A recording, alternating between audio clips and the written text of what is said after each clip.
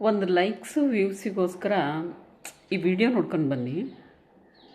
ಬಸ್ಸಲ್ಲಿ ಹೋಗ್ಬೇಕಾದ್ರೆ log ಮಾಡ್ತಾಯಿದ್ದಾಳೆ. So video ಮಾಡಿಕೊಂಡು ಸೊ ಈತ ದೀಪಕ್ ಅಂತೇಳಿ ಸೊ ಫ್ಯಾಮಿಲಿ ಮ್ಯಾನ್ ಹೇಳಬೇಕು ಅಂತ ಹೇಳಿದ್ರೆ ನೀವಾಗಲೇ ಈಗಲ್ಲೇ ನ್ಯೂಸಲ್ಲೆಲ್ಲ ನೋಡಿರ್ತೀರ ಈ ಸುದ್ದಿನ. ಸೊ ಬೇಕಂತಲೇ ಅವಳೇನೆ ಹತ್ರ ಹೋಗ್ತಾ ಇರೋದು. ಸೊ ಆತ ಮತ್ತೆ ಮುಂದೆ ಹೋಗೋಕ್ಕೆ ನೋಡ್ತಾ ಇದ್ದಾನೆ. ಹೀಗೆ ಕೇರಳದಲ್ಲಿ ಈ ಮಹಿಳೆ ಒಂದು ಲೈಕ್ಸು ವ್ಯೂಸಿಗೋಸ್ಕರ ಒಂದು ಜೀವದ ಜೊತೆ ಆಟ ಆಡಿದ್ದಾಳೆ. ಸೊ ಅವನ ಪ್ರಾಣನೇ ಹೋಗಿದೆ ಹೇಳಬೇಕು ಅಂತ ಹೇಳಿದ್ರೆ. ಸೊ ಹೀಗೂ ಇರ್ತಾರ ಜನ, ಈ ಥರನೂ ಹೆಣ್ಮಕ್ಳು ಇರ್ತಾರ. ಒಂಥರ ಅಸಹ್ಯ ಅನಿಸ್ಬಿಡ್ತು ನನಗೆ. ಒಬ್ಬರ ಮೇಲೆ ಬ್ಲೇಮ್ ಮಾಡೋದಕ್ಕಿಂತ ಮುಂಚೆನೇ ಫಸ್ಟು ಯೋಚನೆ ಮಾಡಬೇಕು. ಸೊ ಇದರಿಂದ ಏನೇನು ಆಗ್ಬೋದು ಅಂಥೇಳಿ. ಸೊ ಈ ವಿಡಿಯೋನ ಅಪ್ಲೋಡ್ ಮಾಡಿದಾಳಲ್ಲ, ಈ ವಿಡಿಯೋ ಅಪ್ಲೋಡ್ ಮಾಡಿದ ತಕ್ಷಣ 20 ಲಕ್ಷ ವ್ಯೂಸ್ ಹೋಗಿದೆ. ಅಂದರೆ ಮಿಲಿಯನ್ ಗಟ್ಟಲೆ ವ್ಯೂಸು ಹೋಗಿದೆ.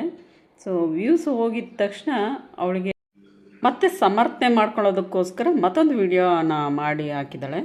ಏನಂತ ಹೇಳಿದ್ರೆ, ಈ ವಿಡಿಯೋದಲ್ಲಿ ನಾನು ಹಾಕಿರೋದು ಅವ್ರು ಮಾಡಿರೋ ತಪ್ಪನ್ನು ಹಾಕಿದ್ದೀನಿ. ಸೊ ಅವರ ಸಾವಿಗೆ ನಾನು ಕಾರಣ ಅಲ್ಲ. ಸೊ ಈ ಥರ ಎಲ್ಲ ವಿಡಿಯೋ ಮಾಡಿ ಮತ್ತೆ ಅಪ್ಲೋಡ್ ಮಾಡಿದ್ದಾಳೆ. ಸೊ ಇದರಲ್ಲಿ ಗೊತ್ತಾಗ್ತಿದೆ, ಈ ವಿಡಿಯೋದಲ್ಲಿ ಇದರಲ್ಲಿ ಯಾರ್ದು ತಪ್ಪು ಅಂತೇಳಿ ಕ್ಲಿಯರ್ ಆ್ಯಂಡ್ ಕಟ್ಟಾಗಿ ಗೊತ್ತಾಗ್ತಿದೆ. ಇದೆಲ್ಲ ವೈರಲ್ ಆದಮೇಲೆ ಸೊ ಆ ವಿಡಿಯೋನ ಡಿಲೀಟ್ ಮಾಡಿದ್ದಾಳೆ. ಡಿಲೀಟ್ ಮಾಡಿ ನಂತರ ಪಬ್ಲಿಕ್ ಇರೋವಂಥ ಅಕೌಂಟ್ನ ಪ್ರೈವೇಟ್ ಮಾಡ್ಕೊಂಡಿದ್ದಾರೆ. ಪ್ರೈವೇಟ್ ಮಾಡಿಕೊಂಡು ಸೊ ಇವಾಗ ಆ ಸಾವಿಗೆ ಯಾರು ಕಾರಣ? ಅನ್ಯಾಯ ಅಲ್ವಾ ಆ ಸಾವು? ಬೇಜಾರಾಯಿತು. ಸೊ ಹೇಳಬೇಕು ಅಂತ ಅನ್ನಿಸ್ತು ಈ ವಿಡಿಯೋ ಬಗ್ಗೆ. ಸೊ ಹಾಗಾಗಿ ಹೇಳಿದೆ. ಆ ವಿಡಿಯೋಗೆ ಬಂದಂಥ ಕಮೆಂಟಿಂದ ಈತನಿಗೆ ಆದ ಅವಮಾನದಿಂದ ಆತ ಸೂಸೈಡ್ ಮಾಡಿಕೊಂಡು ಸತ್ತೋಗಿದ್ದಾನೆ. ಸೊ ತುಂಬ ಬೇಜಾರಾಯಿತು. ಎಲ್ಲ ಗಂಡಸರು ಒಂದೇ ರೀತಿ ಇರೋದಿಲ್ಲ.